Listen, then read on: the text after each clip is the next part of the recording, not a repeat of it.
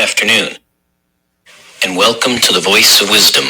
With over 60 years of experience as an investment banker, entrepreneur, investment analyst, genius economist, venture capitalist, and political analyst and strategist, Morty Davis is Wall Street and capitalism personified. The over 400 companies for which he has raised more than $3 billion over the years have created a countless number of jobs and exciting new products. Through the Voice of Wisdom, Mr. Davis explores, analyzes, and debates the most topical, political, economic, and social issues facing our world today. Joining Mr. Davis today for a discussion on the stories making the news is Len Carter. Len is an investment banker, business consultant, and private investor. And now, Mr. Davis and Mr. Carter. Hooray! It's great to be back with you. It must be 6:30 Wednesday evening, as that's our appointment between you and me every week, Wednesday at 6:30. And I need you all because you add so much to my wisdom. The program is called Morty Davis, the Voice of Wisdom, and I find out how much wisdom I still lack because of the critique that you provide me and makes me rethink a lot of my positions. Not that I change my positions necessarily, but at least I explore the validity of them, and sometimes I do modify them, but it's still a big help to get your insight. So thank you so much for your participation. You're my cohorts, and if to the extent this podcast is any kind of success, your contribution plays a major role. So, and then I also say hooray, because we have my favorite guest, Leonard Carey. He's a genius. He's a graduate of Harvard Business School, top of his class, same as me. He's a electrical engineer graduate from a great university, Ivy League University, Cornell University, and then he did graduate work in addition to Harvard Business School at Stanford University, which is the great West Coast university, along with Harvard Business School, one of the best in the world. An enormous number of entrepreneurs come out of that university. Google was founded by two young Jewish Russians, immigrants that were at the school. While they were at the school, they were developing Google. And it's in the middle of Silicon Alley, so it's really very powerful in terms of the people that graduate, the people involved. They join a lot of the biggest, most famous entrepreneurial startups, and the ones that have been the superstars of the stock market for the last 20 years. So it's great to have him on, and I really appreciate it. Thank you. Good to be here as always. So as I start off each of these programs, I tell you I have to apologize because it deals with the week's issues, at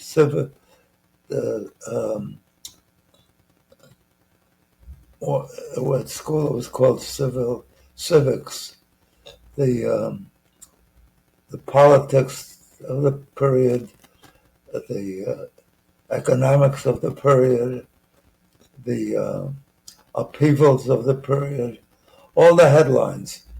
And necessarily, as you will really realize, if you don't realize it already, as I tell you this, the only thing that makes headlines that people are interested in are bad news, and the more terrible news, the more horrifying news, the more likely it is to make the front page of the New York Times or of magazines, or of your daily TV newscasts, cable vision.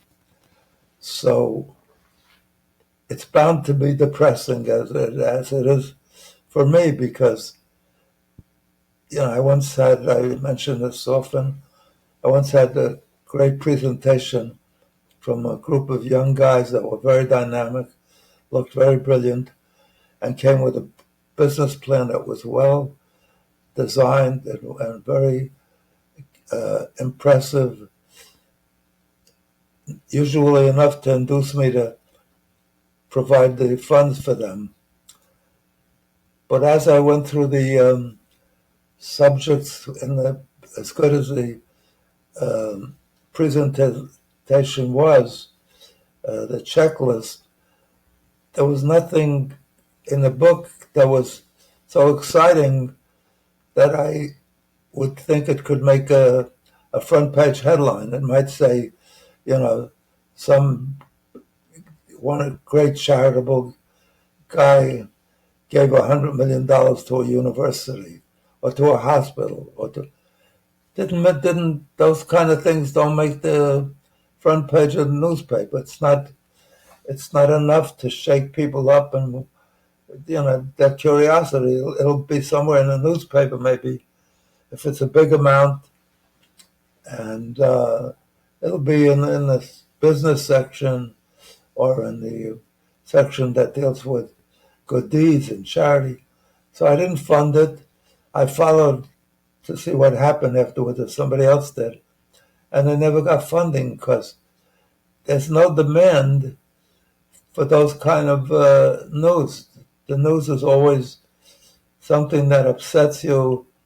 The only way you could get it, even if you commit a murder or multiple murders, it doesn't make the front page of the Times or the news on, maybe if you do a massive assault attack on a nightclub that kills 100 people, that'll get you the front page, or that'll get you on cable news.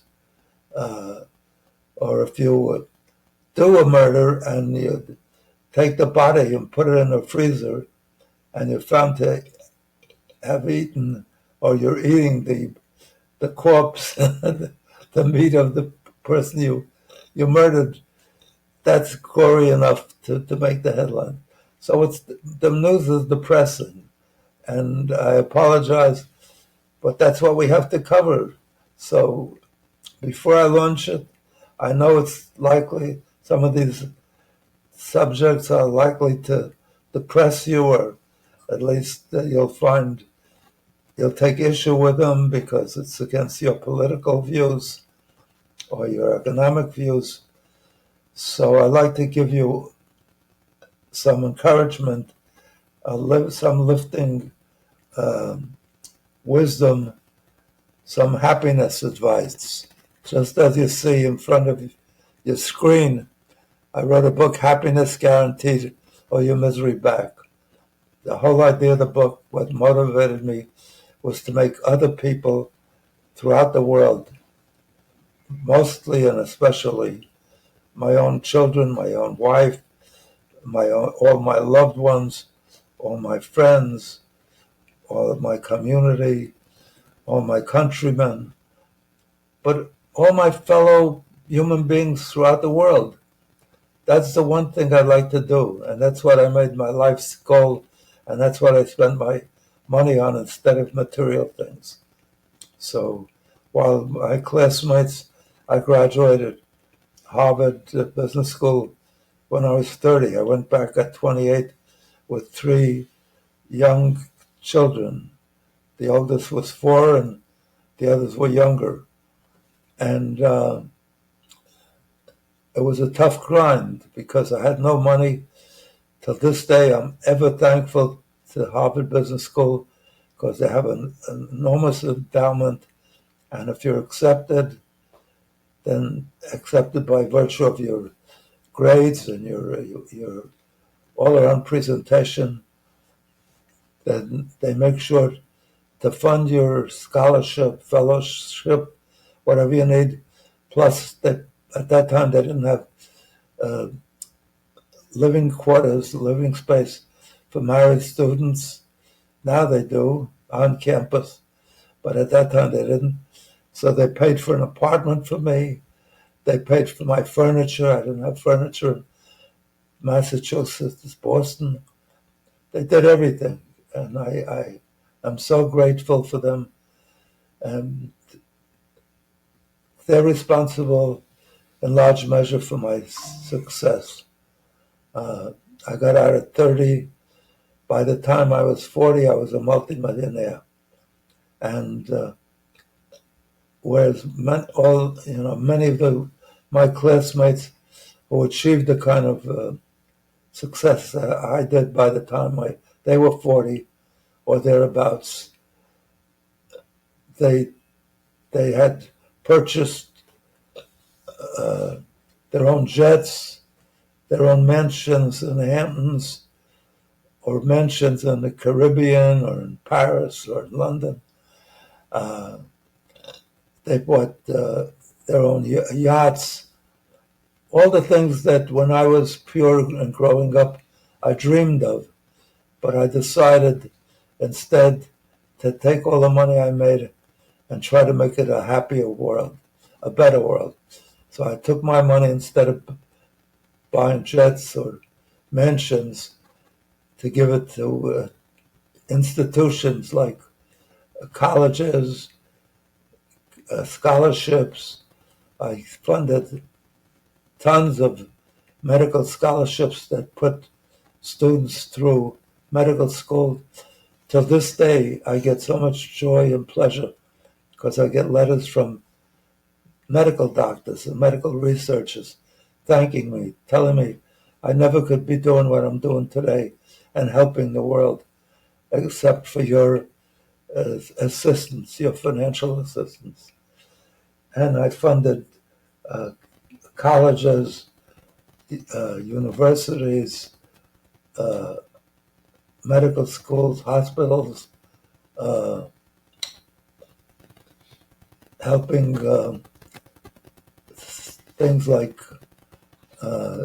St. Jude that helps little children that get cancer or some advanced disease, and St. Jude pays all their medical expenses, pays their travel expenses to get to Colorado, to get to the institution, and pays for the family to stay with them. It's just wonderful and so gratifying to get the benefit of that. I'm sure it's a different kind of fun than owning a yacht or a jet, but believe me, the long-term payoff is much better than either of those. Those are thrilling and exciting, and for a short-term time even, they're something everybody would like to own and enjoy. But there's nothing like doing good things, kind things. So my book is about how to enjoy life by doing good things for others and have them be positive and kind to others and smiling and laughing, because all of that is contagious. If you're smiling and laughing and helping, it spreads the goodwill, the joy, and what I want to do is spread that throughout the world insofar as that's humanly possible. So I'm proud of what I did. I'm glad I spent my fortune, which I ultimately achieved. I did achieve a fortune. I was amongst the top 200 wealthiest people in the United States in Forbes issue back in 1978 or something. And it was really thrilling to be up there. And I was quoted in Who's Who in America. They asked me what was my favorite expression, and I said, the harder you work, the luckier you get. That was the secret of my success. I worked very hard to make sure I got into Harvard Business School. I met that criteria. And after I got out on Wall Street to work hard, harder than anybody else, and it paid off. So that was the motto I lived by. So what I want to give you before we launch today and invite Len to give his views and his wisdom and shut me up is one idea of how to add to your happiness.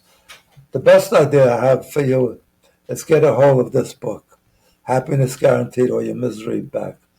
It's on your screen if you're watching this show. And at the bottom of the book, my screen doesn't show it, maybe yours does, it says how to be happy no matter what. And if you get this book, it's 365 pages, one page for every single day of the year. How to be kind, how to be happy, how to be uplifted, how to avoid being in a rut or focusing on the negatives in your life. And we all have adversities. Unfortunately, we have our human nature is to look back at the disappointments. Gee, I once had this stock, and if I just held it, I'd be a multi-millionaire today. Or I started a business and it didn't work out, and years later that business started by somebody else was more timely, and he became very rich. So you look at your disappointments or your tragedies, real tragedies, losses that you experienced, including losing all your money in the stock market at times. There's so many losses. The worst loss is, God forbid, the loss of a child. And some people, when that happens, the mother winds up in a mental institution. The father winds up an alcoholic. They have to deal with that and find a way to get something constructive and positive for the future out of that experience and stop moping on it the rest of their lives. So the people that are constructive in that area start foundations in the name of the child and the memories of those cures that they help to cure a cancer or polio or whatever. They're so uplifted by that effort. They have all their friends gather once or twice a year and make a party and memorialize the child. They find a way to make something positive. It's never positive. Once you lose a child, the scars are on you the rest of your life. But you can minimize the scars and maximize the joy of their memory by doing good things in their name and making parties in their name and so forth. So this book tells you how to deal with adversity and how to avoid getting in a funk and just being miserable because you're thinking about your bad luck. If you went to vacation and had a terrible experience, you'd never go back there again.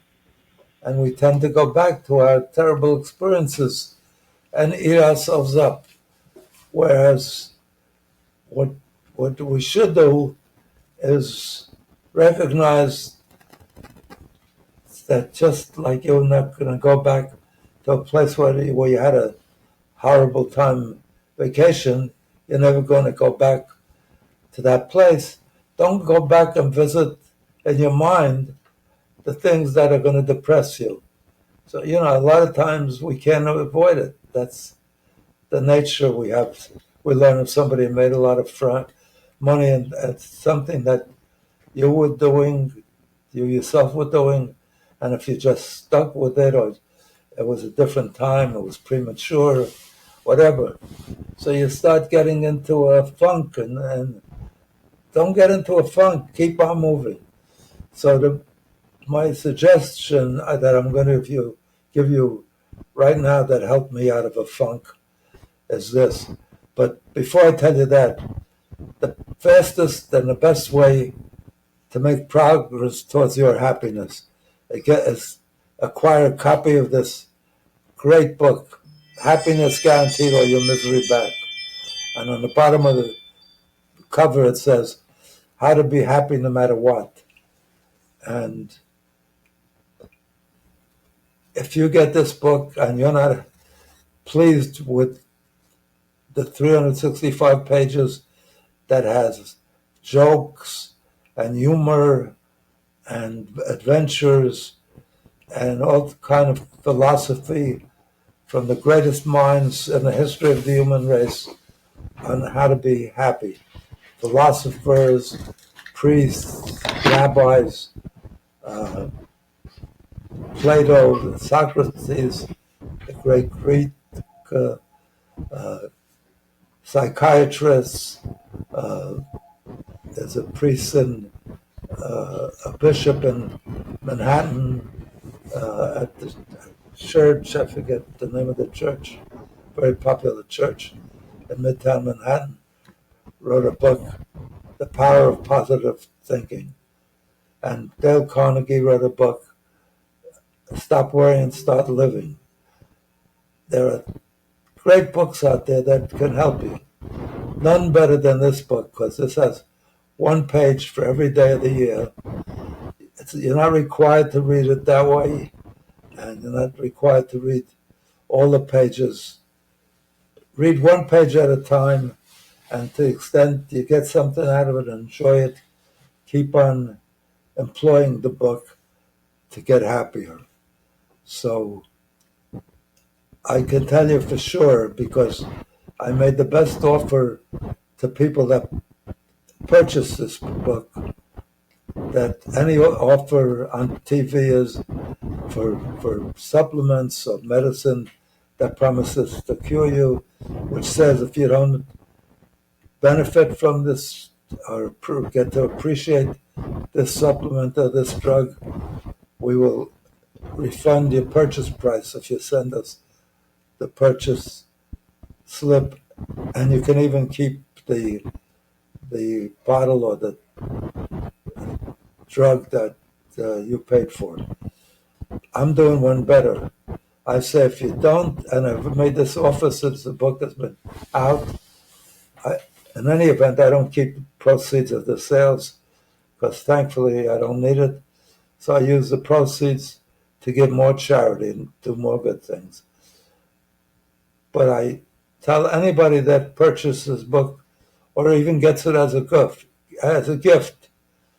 that if they're not pleased with this book, if they don't find it gives them significant benefit and even joy and laughter and whatever you hope for in life, send it back to me send the purchase slip back to me, and I'll refund double your money, and you can even keep the book.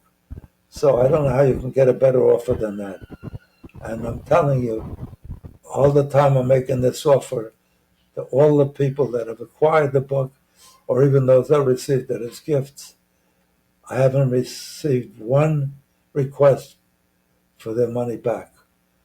So I'm still delighted to make the offer to any of you that acquire this book, because my goal is really to do whatever I can to make everybody I know, everybody I'm close to, my loved ones, my community, my countrymen, my fellow human being happier, and I hope it's contagious and spreads, and we change the nature of the world from being at each other's throat and always going to war and fights and whatnot. That's my goal, and it's the impossible dream, but that's what I'm striving for. So that's the fastest way. But quickly, I want to give you one idea that worked for me early in my career. And that was, I was newly married. I was very young. I had 3 kids by the time I was 22 or 23. And I was very negligent, very irresponsible, at least with respect to my behavior as a driver, so I ran out of gas. I never filled up. I always thought I could drive a little farther on what I had in the tank. And then I wound up walking half a mile or a mile to fill up a can and bring back gas. And I got a bunch of parking tickets and speeding tickets and traffic violations. And I was starting to get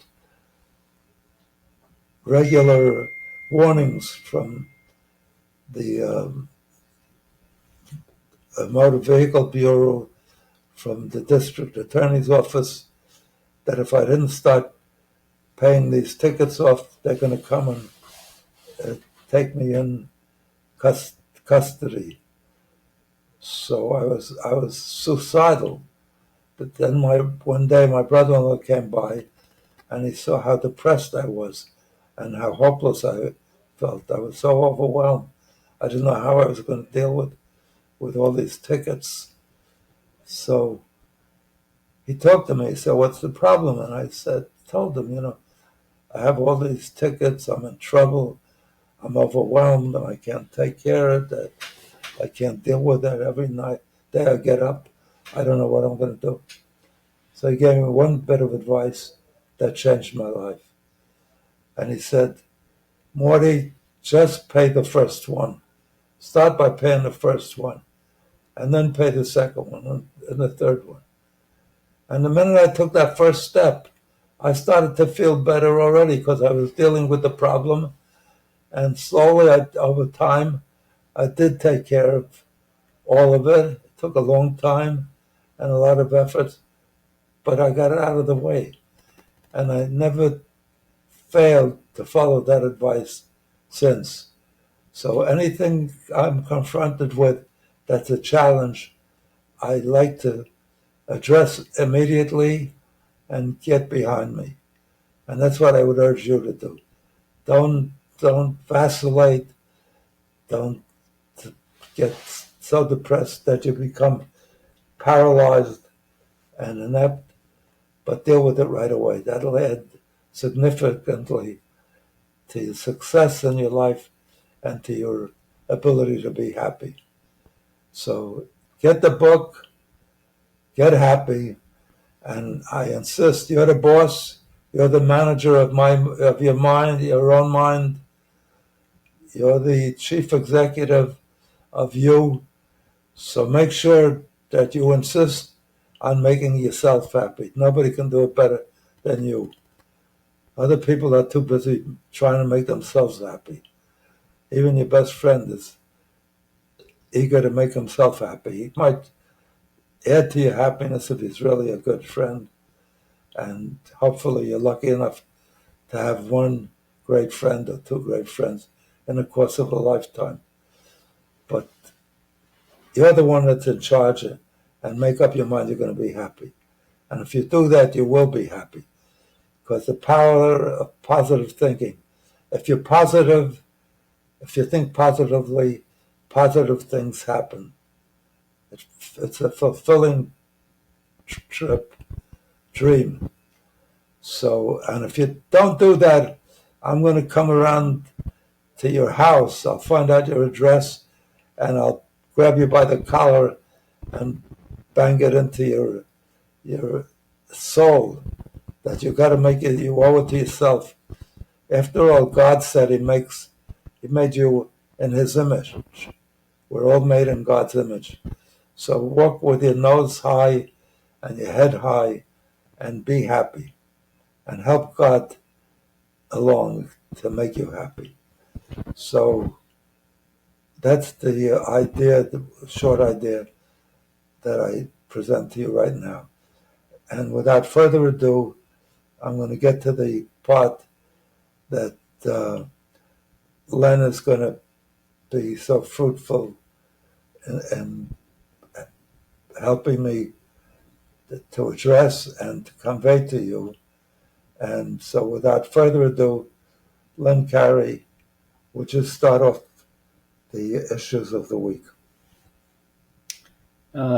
Yes, Morty, thanks for having me here, as always. I appreciate it. So often we'll pick a topic or an issue and kind of drill into it. This week we have so many different headlines, from economics to foreign policy to constitutional issues regarding the emoluments clause of the Constitution, that we don't have one specific overriding theme, but many. Like every week, politics, economics, all the headaches that arrive during the week. Yes. So let's start in on an economic issue, which happened late Friday last week, and then the world had the weekend to stew over, and then we saw what the reaction on Monday was, which was that Moody's downgraded the rating on U.S. debt securities from AAA, which is its highest rating, to one notch below AAA, which it does when there's some concern over the ability for the borrower to repay that debt, whether it's because they think business may change, its inability to make the payments. And so we saw that happen with the U.S. And the Treasury Secretary, Scott Bessent, said, when asked about that downgrade, what he thought, he said, "So what?" Begs the question, should he be so dismissive? And does that rating really matter? And should the U.S. government be concerned about that change? We should all be concerned about change, because if it's downgraded, our government debt, it's the number one choice where countries park their money, because they're assured that the United States is a good credit and will always repay. And then when they get nervous, they stop buying the debt, and the interest rate to attract the buyers has to be higher and more costly for our government to fund our debt. And that's very dangerous, because the interest on our debt is the largest single compelling item that we must meet. Other things we could delay, infrastructure, we could delay fixing highways, fixing bridges. There are lots of things we could delay, but we can't delay repaying interest that's due. So saying that it doesn't matter is ridiculous. What he's right about is, so far it has had zero impact. So, and he wants to give the reassurance that what Trump is doing with tariffs and other ways is not harmful. But that's illusionary. So, and misleading.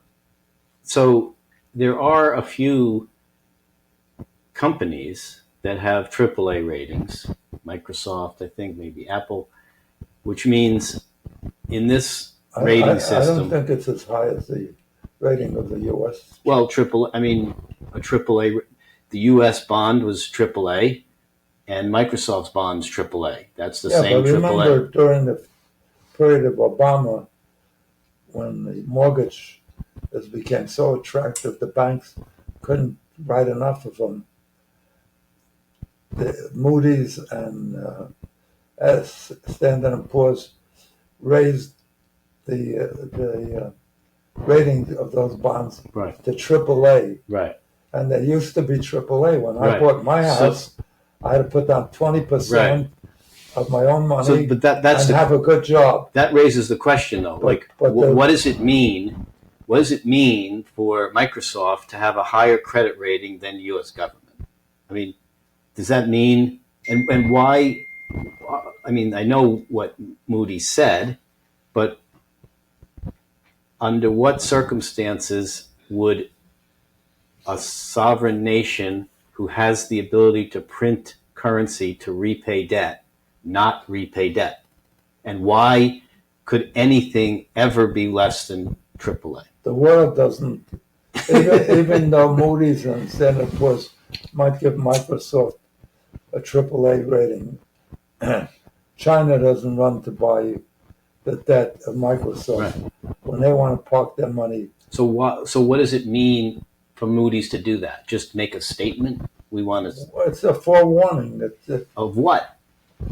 Be careful. That Because it's not all you won't get your money back? You may How not?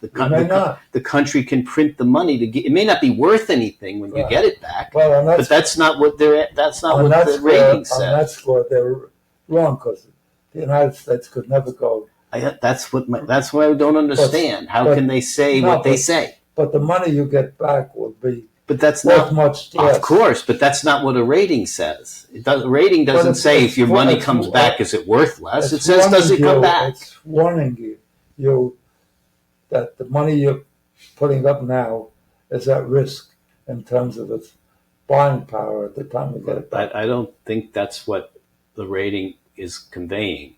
It's not a buying power. What's it conveying?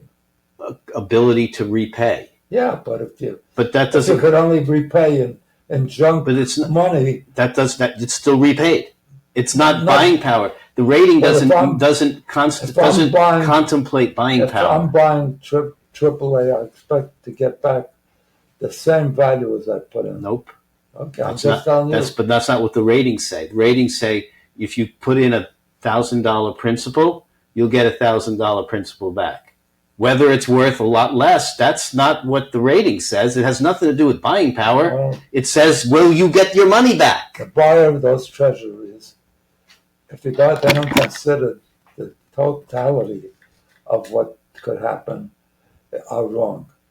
Because if it's, even though you get paid, if you're getting paid because the government's printing money instead of paying back money that they really have, it's a poor return. But ratings are not You'll always returns. Get back 100 cents on the dollar. So why is it anything less than AAA? By definition of what AAA means. Because it means it's worth a lot less. But that's not what the rating says. It's when you look at what Moody's says, China I understand you're looking at it from an economics point of view. When China buys the treasuries, they're the biggest. But if you ask Moody's, why does something get this rating over that rating? They don't say anything about, well, when you get your money back, it's going to be worth less. They don't say it. No, they just say it's an opinion on whether you get your money back. Whether it has more buying power or less buying power is not the issue. What it says, it's the safest of all debt. Correct. It doesn't say when you get your money back, you'll always get back 100 cents on the dollar. Right. So why would it be less than AAA?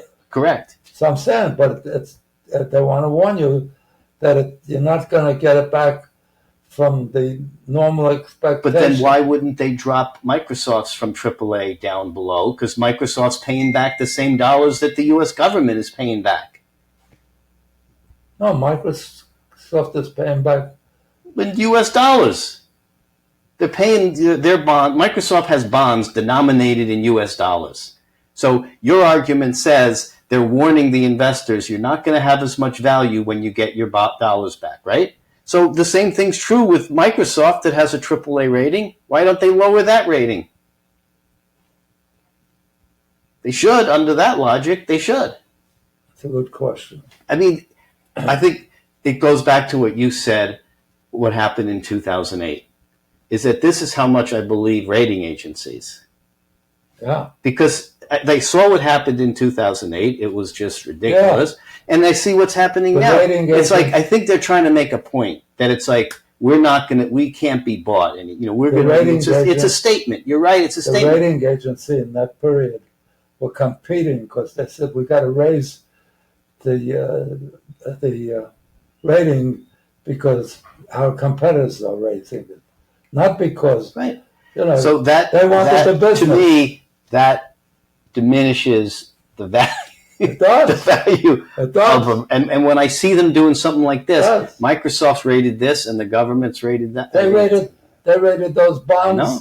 And that's why guys like. That's why. Well, I think the good news too is that what's his name made $1 billion, more than $1 billion, shorting those. Right. What was his name? His former head of Goldman Sachs.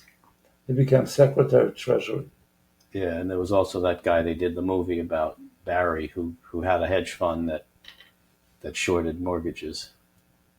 But I think, to me, it just shows that. Oh, and look what happened.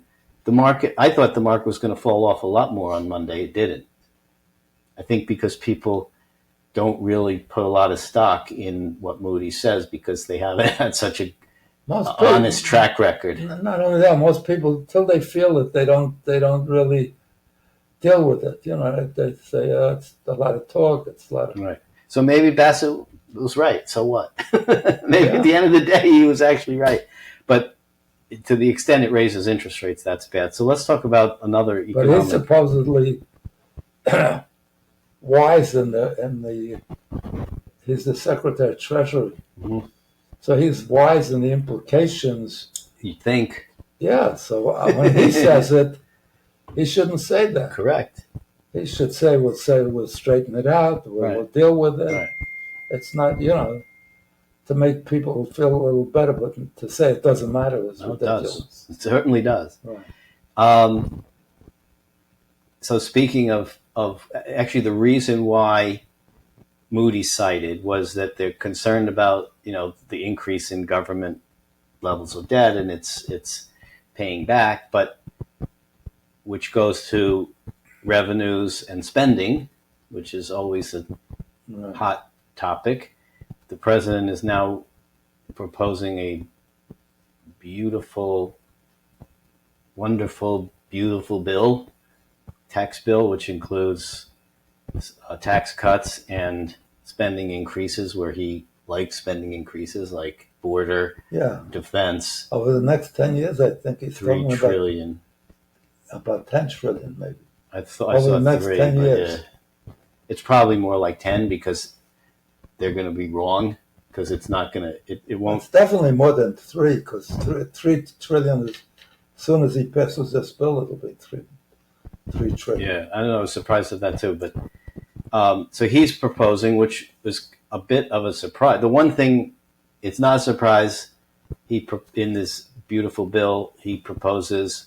The reason you're saying beautiful bill, quote, that's his word. That's Trump's big, word. Beautiful bill. It's not your words. No. Well, I'm just, So what I'm not surprised about is that it includes tax cuts. It includes defense increases. It includes spending more for border. And no tax on tips, no tax on overtime, which are campaign promises. They're debating whether to increase the cap on the state and local tax deduction, the SALT, which affects high wealthy earners in high tax areas like the coasts. Or eliminating. It used, I mean, it was uncapped before his last tax increase, cut. And it used to be deductible. Yes, now it's only deductible to the extent of $10,000. Oh, that's all. And that's not much when people have, big incomes and pay big taxes. Right. So they want to raise that up to say maybe 30,000 or more. So, right. But a lot of people don't want to do some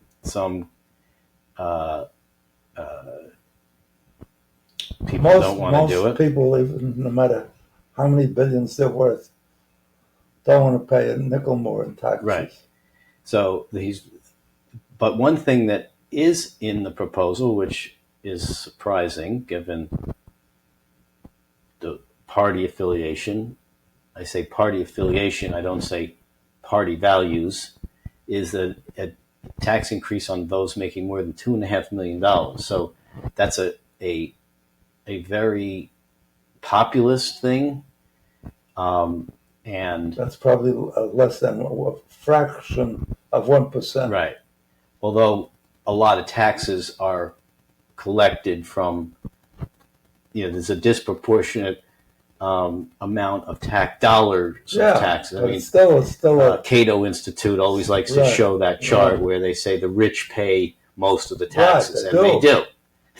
But that's arithmetic. Correct. But when was the last time you've heard a Republican, I don't want to say conservative, I say Republican because that has a different meaning now, proposing to increase taxes on wealthy people, right? It's always been cut for wealthy people because they need to trickle down to make jobs for the lower income people.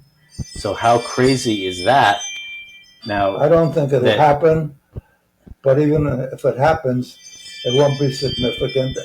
And if you understand arithmetic, you have to cut the deficit and cut the debt. It has to come from the people that have the money. You can't take it out of, you can't take it out of a stone when there's no money in the poor people, if they gave you all their money, wouldn't make a dent. So the people that have the largest amount of money have to, and they have the most to lose, because if the country falls apart, they lose their position, because in the French Revolution, the aristocrats were loaded, they were terrific. They went to, what's her name? The Queen. Marie Antoinette. Right. And said, the people don't even have bread. Bread, yeah. So she said, let them eat cake. They were heartless, and they didn't recognize that the ones that pay the price in the end. So it led to a revolution, and the poor people stayed as poor. So is Trump the only one that sees that you need to raise taxes on that group? No, he's doing that for political reasons. It ain't going to happen. And if he raises it, it'll be so nominal that it's not, but it's psychological. I raise taxes on the rich. Even Warren Buffett said, it's unfair that I pay less taxes at the margin than my secretary. He's the second richest man in the United States after Bill Gates. And he pays less than... I think. What? I think Musk. Yeah, well, I'm talking about the original citizens. Yeah, Musk, definitely. Yeah. I think I think that's right. Trump is a master at doing things that are politically, newsworthy. Yeah, and it's hard. It's a very populist thing to do. And it gets votes. Right. When he says, "I'm going to make peace in one day," after I get into office between Russia and Ukraine. He just didn't say which day. Yeah, no, he didn't. But I'm saying it got him the votes when he needed it. Yep. The fact that he didn't do it now says, well, they're stubborn. Zelensky's stubborn. And he could always say, "I tried. I wanted to raise taxes on people." It's not his fault. Yeah. Than $2.5 million. No, but even if he raised it, it would be so nominal.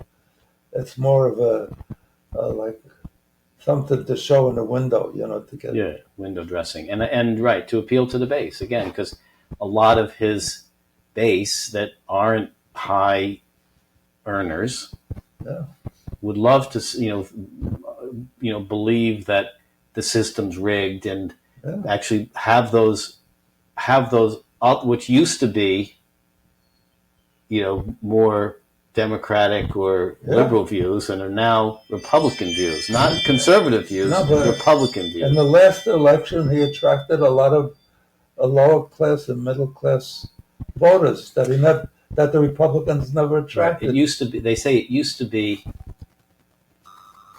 It used to be the country club Republicans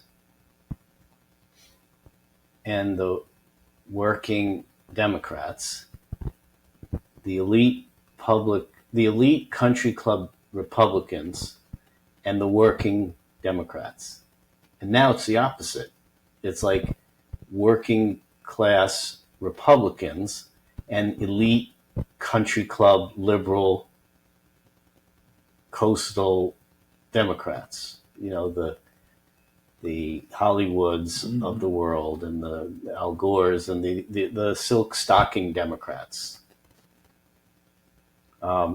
So I think I do think that will be, and for sure, as unfortunate and bad economics as it might be, I don't see how this tax big beautiful bill is not going to pass.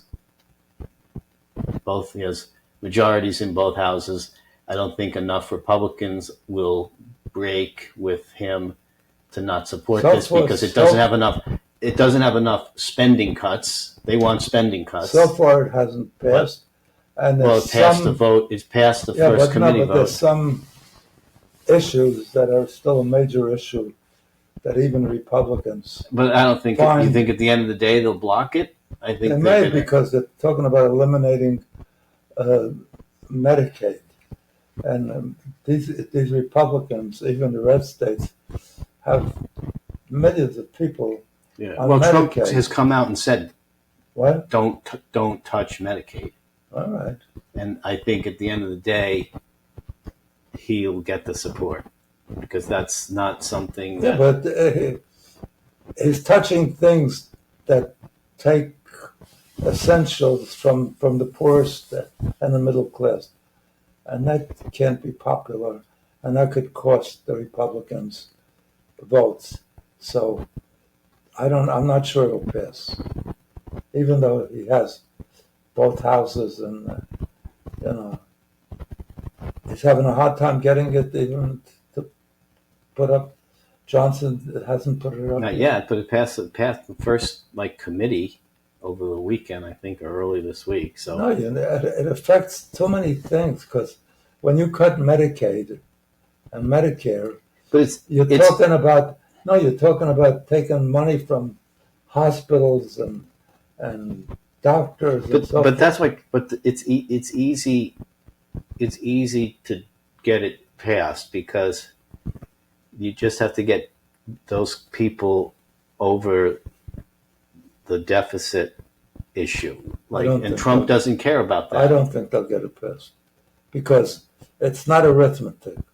The way to get the deduction. So let's put it this way: if it doesn't pass, then the current tax cuts sunset and rates go back to where they were under Obama.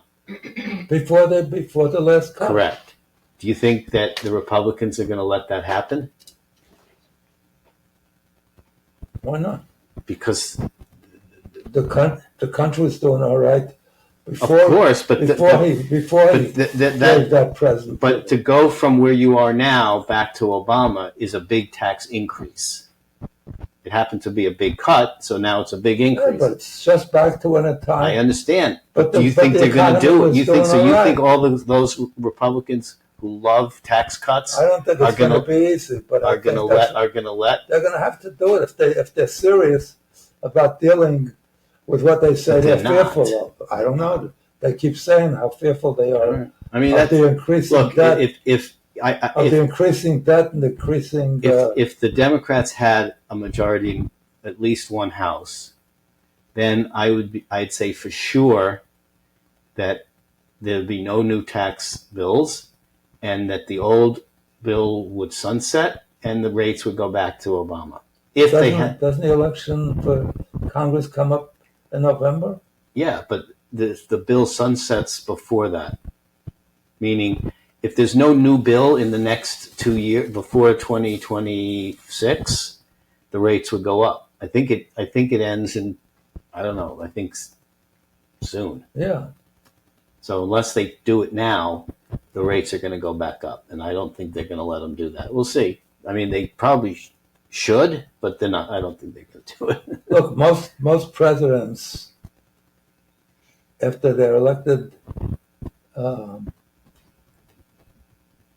the second year after they're elected, the opposite party, the opposing party, Sure. wins big. Yes, in the midterm. And that's what they're That's concerned about. Right. That's why they got to do it in the next year and I a half. know, but then they're looking right afterwards of losing the House and the House and the Senate both. Right, but at least they'll get, what they perceive as key legislation in place, making the tax cuts permanent. And yeah, but it'll be reversed after. No, it won't. Not till you have if they don't pass a new tax bill now. If they pass it and a new Congress comes. You need a new Congress, a new Senate, and a new president before you're going to raise tax. That's not going to happen for a long time. Well, we'll see. But you're right. But certainly not 26. Yeah. You got a long way to go. Yeah, the president has to sign off. Yeah, both houses and the president. That's a lot. I mean, that's why Biden had that. Right, his first 2 years, he had a majority. He had Manchin to deal with, who was obstinate in the Senate to get that. They only had 50 votes, and it was difficult with Manchin. But he's not a great salesman. That's the problem. Right? He's not a Trump in terms of no way convincing. No way. I mean, think about it. He had, Obama had the same thing in his first 2 years, and that's how he was able to get Obamacare through. No way that would have gotten through. Well, even Trump couldn't get John McCain to. That's true. He wanted even though he had the majority, couldn't by one vote. That's true. But he did get his tax cut because that's something no Republican ever says no to. Well, we only have a couple of minutes, so let's talk about maybe. Do you want to talk about the visit that the president just came back from to the Middle East, where he went to Qatar, UAE, and Saudi Arabia, and came back with a gift. Plane. Sometimes you visit a foreign nation and they give you a box of tea bags. Chocolates. Right. He gets a $400 million plane. That's useless because they said it would take at least 2 years and $1 billion to reconfigure. Right. It's a $400 million plane, probably $1 billion to remodel, restructure. Right. Because you have to strip it down. You don't know if it's a Trojan horse, right? Right. It could be a microphone in it, a tracking device. Also, the king of Qatar said it's not good enough for him. It's too old. He wants a new one. It's not good enough for Qatar. It shouldn't be good enough for. So the question, and he's already paid Boeing partially for 2 new ones that are due in about a year or 2 years. So the question, constitutional question. See, if the gift is, I don't think it'll ever go through. Because it's too flagrant a violation. Well, but it's only if all that manipulation. If Qatar gave it to the United States, they're giving it to the Defense Department. But here's the thing: for some reason, Trump has the right to get it when he finishes his term. So it's that's what I don't really understand, because that means it's not. If it were to the DOD, then it's always with the DOD, and they can do whatever they want with it. So it's not really a gift of Trump. The DOD has no real use for that. But it's still not a violation of the Emoluments Clause of the Constitution. No, but if he gets it after 2 years, it is. But he shouldn't. That's what I'm saying. That's what I'm saying. Suppose he didn't get it. Suppose it stayed with the government. Then is it? The United States shouldn't take what is considered possibly a bribe to influence the behavior of the United States. When you give a $400 million present, it's not like giving a box of chocolates. You expect something in return, and they will get something in return. Well, particularly when it's not really a gift to the U.S. because Trump gets to keep it at the end. That's I won't even be ready. Right. That's right. Till the 2 years are over. Right. So it's like the whole thing is kind of silly, but anyway.